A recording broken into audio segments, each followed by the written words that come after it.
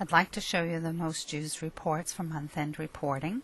There are only 5 that I find are extremely important.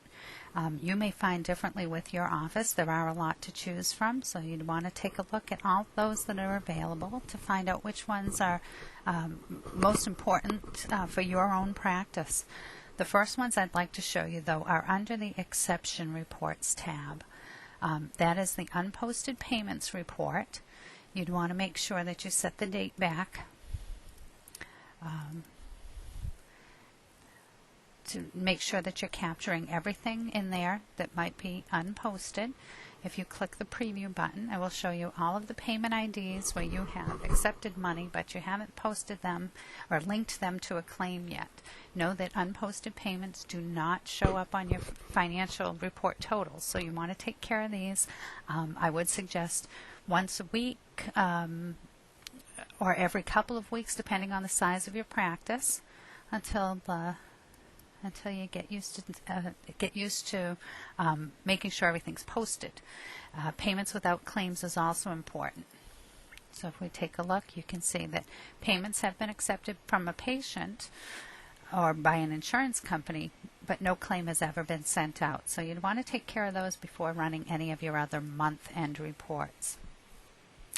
So let's return back to the first reports in the eClinical Works Reports application. Under the Summary Account Analysis, these are your 2 most important reports for ending a month. The first I would say is your day sheet summary.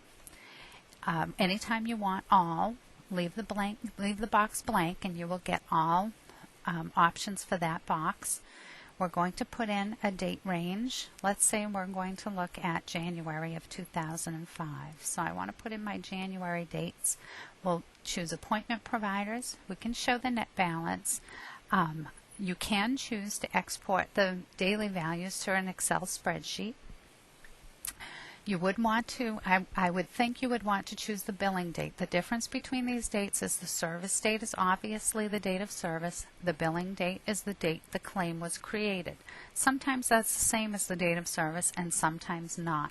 How I explain it is if you have seen a patient on August 31st and then you take off for the long Labor Day holiday, the billing date of that claim may not be until September 5th or 6th.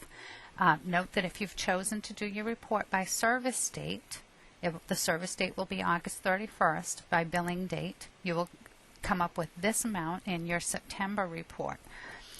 I usually use billing dates because they can't be changed. Once you are out of a month, you cannot create another claim for that month unless you purposely and manually change the date on your computer. So for this purpose, we'll use the billing date, and I'm going to preview the report. I want you to know that the day sheet summary comes up listing by doctor first, totals of charges, payments, the insurance contractual adjustments, the withhelds, any write-offs or financial adjustments you've made on your claims, and your refunds, and of course your net balance.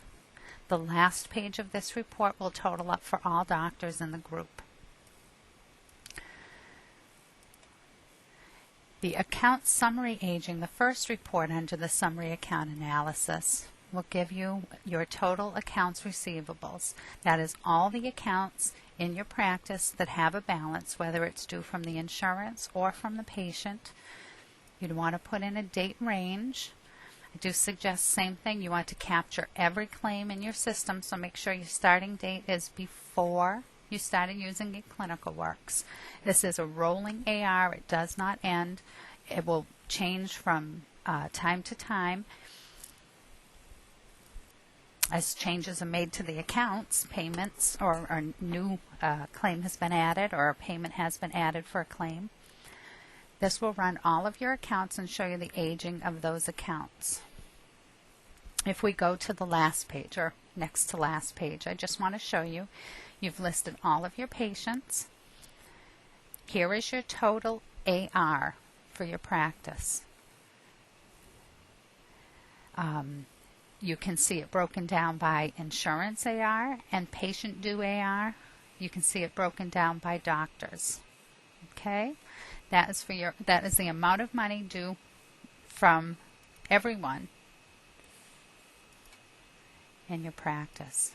And then there's only one other report I do suggest for month end, or once a month, once every 45 days, however often your biller can do it. That is the insurance claim aging detail. It is your accounts receivables of insurance claims only, the ones that are due from insurances. And again, you'd want to set your dates back to capture everything out there. I always use the billing dates, and I want to preview what I have out there due from all the insurance companies so that I can follow up to find out why we haven't received payment yet. Obviously, your biller will want to start with the oldest ones first. Note that this report is run by doctor and then by insurance alphabetically.